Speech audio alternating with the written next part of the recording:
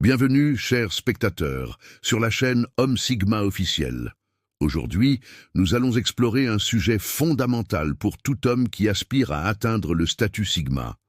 Pourquoi la véritable vie d'un homme Sigma commence réellement entre 30 et 40 ans. Contrairement à la croyance populaire, la voie Sigma n'est pas un sprint, mais un marathon. Un processus de maturation qui nécessite du temps, de l'expérience et une croissance personnelle significative. Si vous êtes plus jeune et que vous aspirez à ce statut, ce contenu vous donnera une vision claire de ce qui vous attend. Si vous avez déjà atteint cet âge, vous découvrirez pourquoi vous ressentez peut-être ce changement profond dans votre vie. Ce que je vais partager aujourd'hui est le fruit de décennies d'observation et d'analyse du comportement des hommes qui ont transcendé les hiérarchies sociales conventionnelles pour embrasser le chemin solitaire mais puissant du Sigma. Avant de commencer, je vous invite à vous abonner à notre chaîne pour ne manquer aucun contenu sur le développement personnel masculin authentique. Car l'information que vous trouverez ici ne sera jamais diluée par les idéologies dominantes qui cherchent à diminuer la force masculine naturelle. Maintenant, plongeons dans ces 8 vérités essentielles qui expliquent pourquoi l'apogée de l'homme Sigma arrive précisément à cette période de la vie. La solitude stratégique. La solitude n'est pas une absence, mais une présence, celle de soi-même, sans distraction. À 30-40 ans, l'homme Sigma a suffisamment d'expérience pour comprendre la différence fondamentale entre être seul et se sentir seul. Il transforme délibérément la solitude en outil stratégique. Contrairement aux jeunes hommes, souvent anxieux face à l'isolement social, l'homme Sigma mature cultive ces moments comme source de pouvoir. Il ne s'agit pas simplement de passer du temps seul, mais de créer un espace sacré où ses pensées, ses ambitions et sa vision peuvent s'épanouir sans les influences extérieures qui pourraient les diluer. À cet âge, il a traversé suffisamment d'expériences sociales pour distinguer clairement les relations qui l'élèvent de celles qui le limitent. Cette clarté lui permet de pratiquer une solitude sélective, s'isolant des distractions mais restant accessible aux opportunités qui s'alignent avec sa mission. Prenons l'exemple de Thomas, entrepreneur de 38 ans. Après des années à essayer de maintenir un vaste réseau social qui drainait son énergie, il a restructuré sa vie autour de périodes d'isolement intensif suivies d'interactions ciblées et significatives. Le résultat ? Une créativité décuplée, une concentration sans précédent et une capacité à voir des opportunités invisibles pour ceux qui restent constamment dans le bruit social. La solitude stratégique n'est pas un refuge pour les faibles, mais un terrain d'entraînement pour les forts. L'homme Sigma de 35 ans comprend que ses pensées les plus puissantes émergent lorsqu'elles ne sont pas diluées par le consensus. Il a dépassé le besoin d'approbation constante qui caractérise la vingtaine et entre dans une phase où la qualité de sa solitude détermine la qualité de son impact sur le monde. La maîtrise financière. À 30-40 ans, l'homme Sigma atteint généralement un niveau de maîtrise financière inaccessible dans sa jeunesse. Ce n'est pas simplement une question d'avoir plus d'argent, c'est une transformation complète de sa relation avec les ressources. L'homme dans cette tranche d'âge a vécu suffisamment de cycles économiques pour comprendre que la richesse véritable ne réside pas dans l'ostentation, mais dans le contrôle. Il a probablement traversé des périodes de manque, peut-être même d'échecs financiers, qui lui ont enseigné la valeur réelle de l'indépendance économique. Contrairement à l'homme de 25 ans qui utilise souvent son argent comme outil de validation sociale, voiture tape à l'œil, sorties ostentatoires, gadgets dernier cri, l'homme Sigma mature investit dans des actifs qui augmentent sa liberté. Il comprend la différence fondamentale entre dépenser pour impressionner et investir pour se libérer. Considérez Marc, 41 ans. Après avoir consacré sa vingtaine à maintenir une image sociale coûteuse, il a réorienté ses priorités financières vers des investissements à long terme, une entreprise secondaire génératrice de revenus passifs et une réduction drastique de ses besoins matériels. Le résultat? Une liberté de mouvement et de décision que ses collègues endettés ne peuvent même pas imaginer. À cet âge, l'homme Sigma comprend que la richesse silencieuse est infiniment plus puissante que la richesse visible. Il n'a plus besoin d'afficher sa réussite, car il mesure celle-ci à l'aune de sa liberté personnelle, non à l'opinion des autres. Cette maîtrise financière lui confère le pouvoir le plus important dans notre société, celui de dire non aux projets qui ne l'inspirent pas, aux personnes qui ne le respectent pas, aux compromis qui diminuent son intégrité.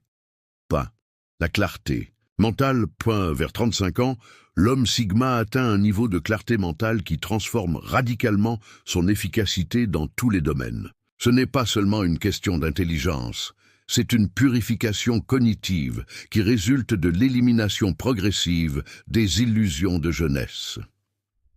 Dans sa vingtaine, même l'homme le plus discipliné reste vulnérable aux distractions.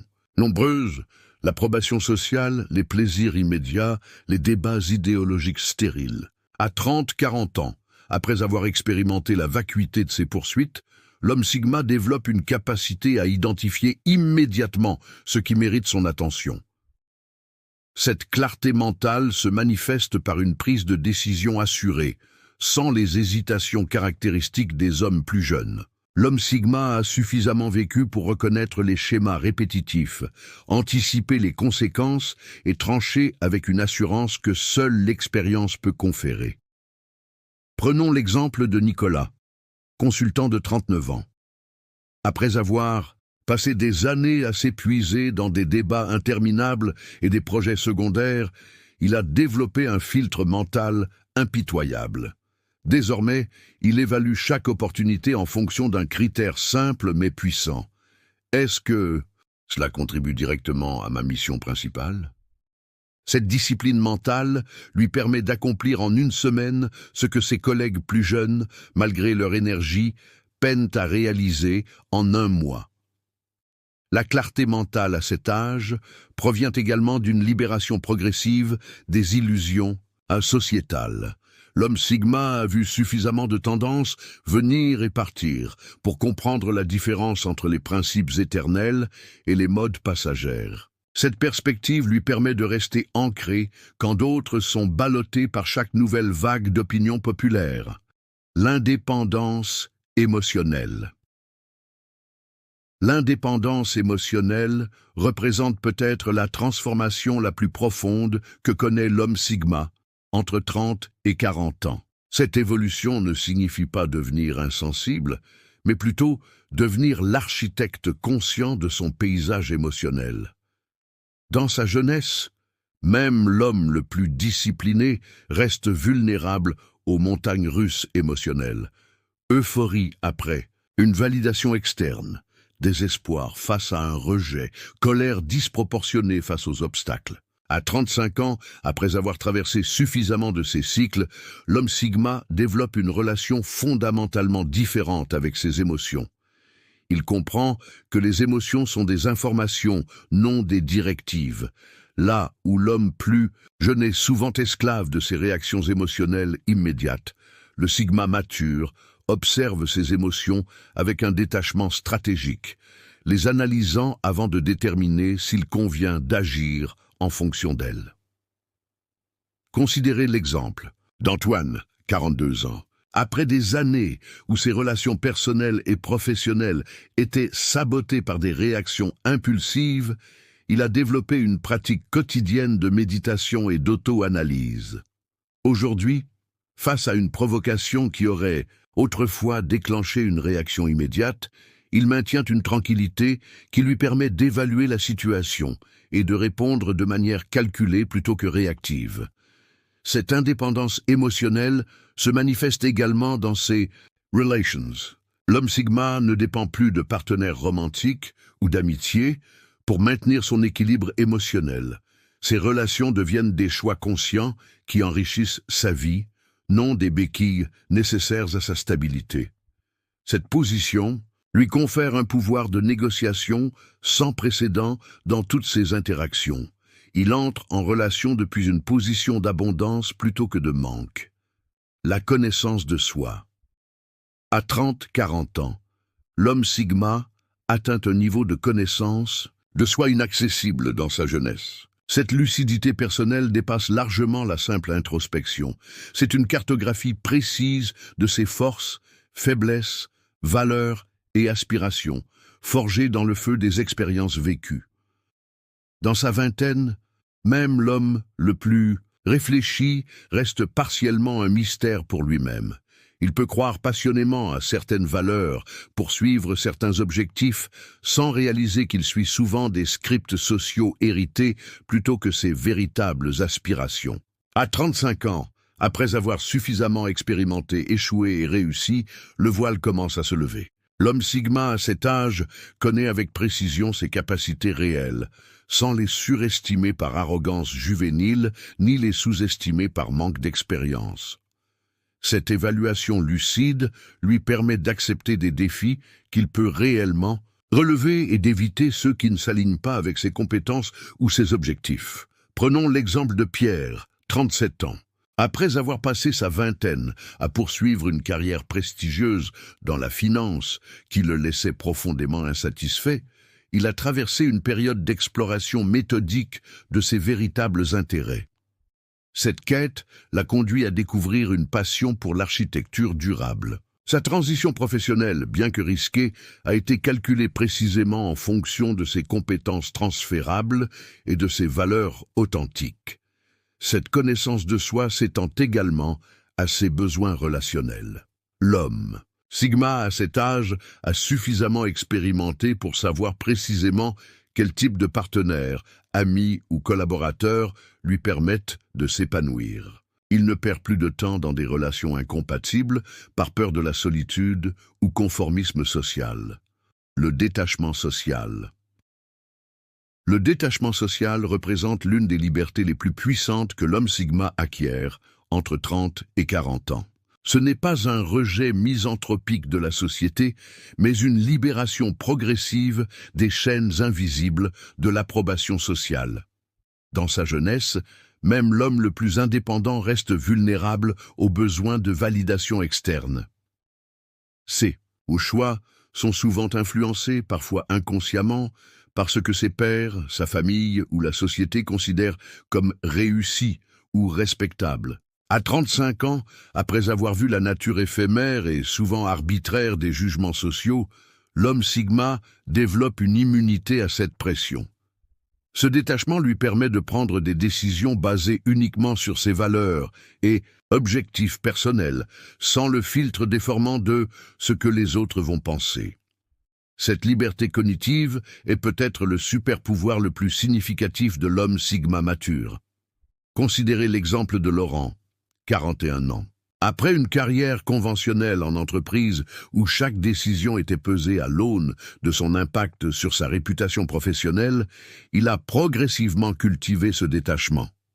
Aujourd'hui, il dirige une entreprise dont les pratiques non conventionnelles choquent parfois ses pairs, mais génèrent des résultats exceptionnels. Son indifférence calculée aux opinions extérieures lui permet d'explorer des territoires inaccessibles à ceux qui restent prisonniers du consensus. Ce détachement social se manifeste également dans son style de vie. L'homme Sigma à cet âge n'hésite pas à adopter des choix de vie qui pourraient sembler étranges aux yeux de la majorité, qu'il s'agisse de minimalisme radical, de nomadisme digital ou de pratiques spirituelles non conventionnelles. Si ces choix servent authentiquement sa mission personnelle. La construction d'un héritage. Entre 30 et 40 ans, l'homme Sigma commence à orienter ses actions vers un horizon temporel beaucoup plus vaste, la construction délibérée d'un héritage. Cette perspective transforme radicalement la qualité et l'impact de ses décisions.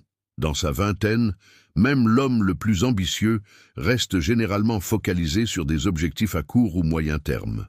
La prochaine promotion, l'acquisition de certains biens, la conquête sociale ou romantique. À 35 ans, ayant souvent atteint ou dépassé ses jalons préliminaires, l'homme Sigma élève son regard vers un objectif infiniment plus puissant, créer quelque chose qui lui survivra. Cette perspective d'héritage peut prendre diverses formes. Bâtir une entreprise destinée à durer des générations, créer un corpus d'œuvres artistiques ou intellectuelles, développer une innovation qui transformera son domaine ou simplement cultiver une sagesse transmissible aux générations futures. Prenons l'exemple d'Alexandre, 39 ans. Après avoir consacré sa jeunesse à gravir les échelons professionnels et accumuler des symboles de statut, une réflexion profonde sur sa mortalité a transformé sa vision. Il a réorienté ses compétences d'entrepreneur vers la création d'une fondation éducative dans les quartiers défavorisés. Cette mission ne lui apporte ni la gloire immédiate, ni la gratification rapide qu'il recherchait autrefois, mais lui procure une satisfaction existentielle infiniment plus profonde. Cette orientation vers l'héritage transforme également sa relation au temps et aux ressources. L'homme Sigma, à cet âge, prend des décisions qui pourraient sembler irrationnelles, selon une logique de gratification immédiate, mais parfaitement cohérente dans une perspective multigénérationnelle. Il investit dans des projets à maturation lente, cultive des relations destinées à durer des décennies et accepte des sacrifices présents pour des gains futurs qu'il ne verra peut-être jamais. Le pouvoir du silence. Le pouvoir du silence représente peut-être la maîtrise ultime que l'homme Sigma développe entre 30 et 40 ans.